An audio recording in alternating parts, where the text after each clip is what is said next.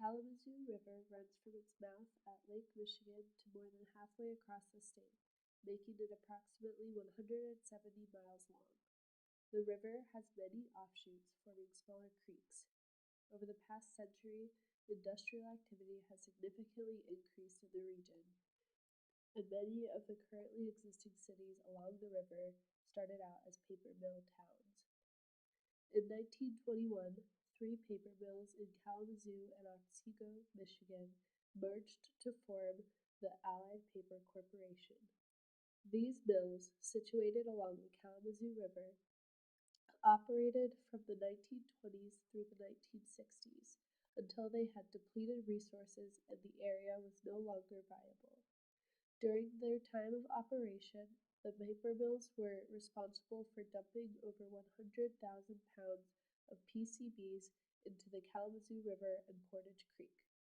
PCBs, or polychlorinated biphenyls, are a chemical byproduct of the paper mill's process. They belong to a broad family of man-made organic chemicals known as chlorinated hydrocarbons and are linked to a broad range of adverse health effects, most notably cancer.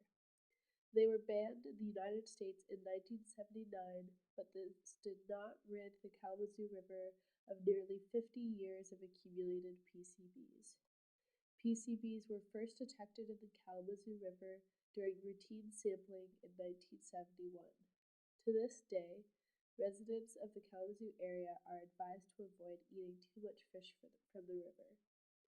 The high accumulation of PCBs in this section of the river led to the EPA listing it as a Superfund site. There are a total of 5 PCB landfill sites with high levels of polychlorinated biphenyls, stretching 80 miles from Saugatuck on the west to about 10 miles east of Battle Creek, near Sunrise Heights. The Allied Landfill resides in the Edison neighborhood of Kalamazoo, and it occupies 89 acres, including Portage Creek between Cork and Alcott Streets in Kalamazoo.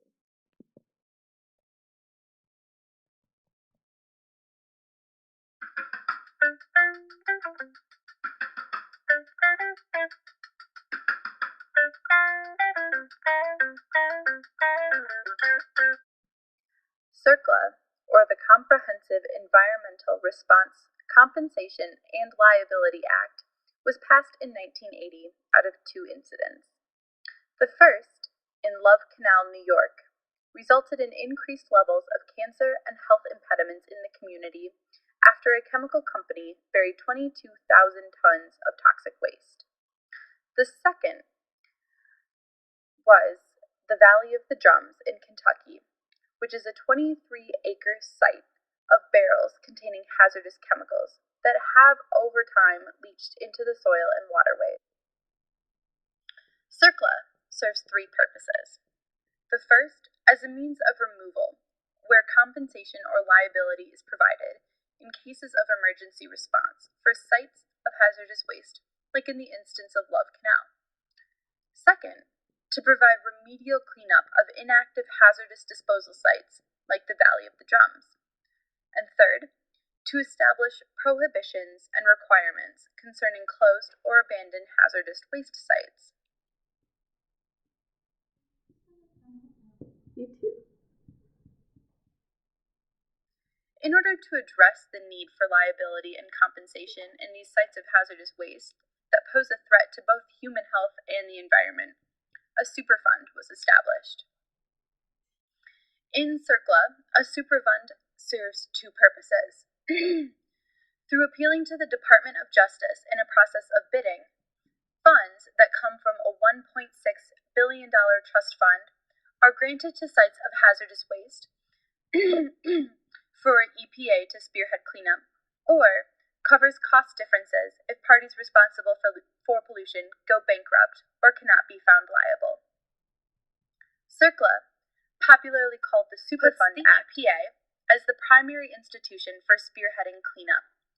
Using RQs, or reportable quantities of pollution, the EPA can either compel polluters to clean up the sites, or can turn to the Department of Justice to bid for money from the Superfund itself. In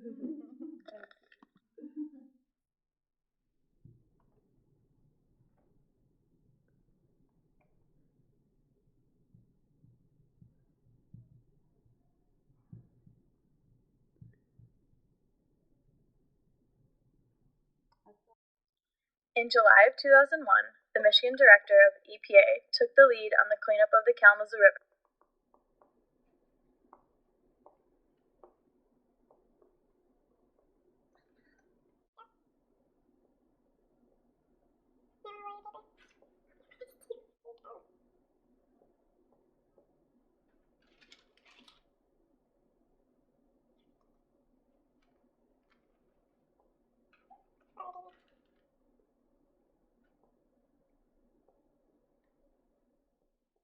Along with gaining community members' support for getting ideas about the cleanup.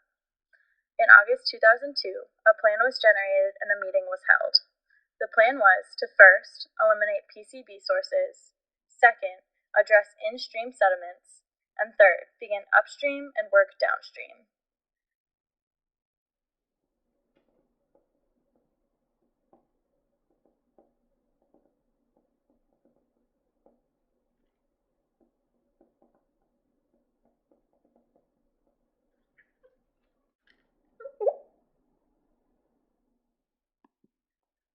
In November of 2003, EPA awarded a technical assistance grant to the Kalamazoo Watershed Council, and then in June of 2004, the EPA had an update meeting.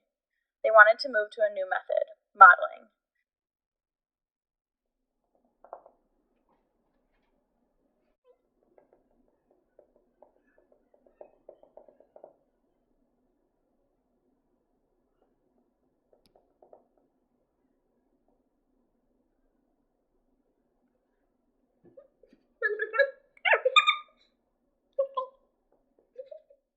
This would help figure out how much of the riverbank, floodplain, and river sediment needed to be cleaned up until fish were edible.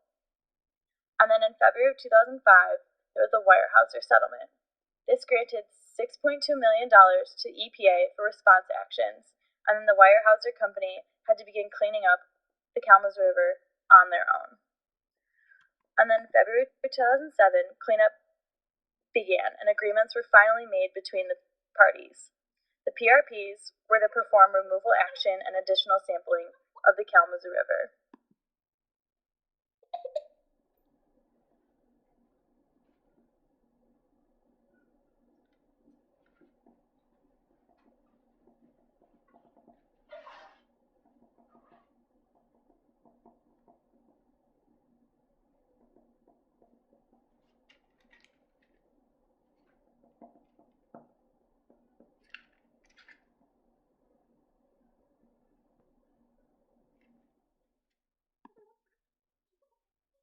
In August of 2007, it was announced that dredging had finally began in June. The toxic waste was being taken and disposed of properly. Through October 3rd, 17,325 cubic yards, or 495 truckloads, had been dredged. And then in March of 2008, studies were completed at each landfill site, and the biggest concern the EPA found were PCBs. And in September of 2008, a study was released that in 2007, 37,000 cubic yards, or 1,059 truckloads, were removed. And then by August 11th in 2008, there were 45,000 cubic yards, or 1,289 truckloads.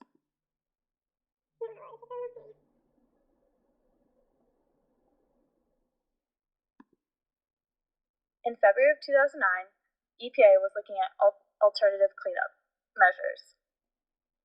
And then in June 2009, EPA and Georgia Pacific came to an agreement.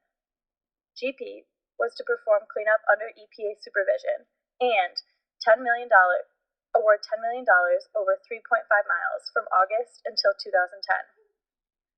Millennium Holdings at this point had filed for bankruptcy, therefore they stopped with helping GP in cleanup.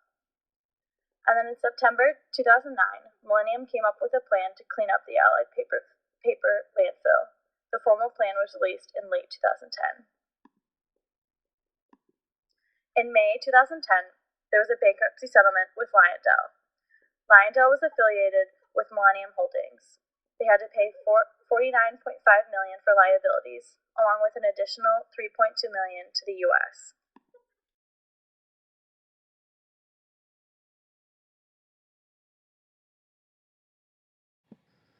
In 2012, the EPA completed studies of the Allied Landfill in mid-2012, then stated that it would happen early 2013.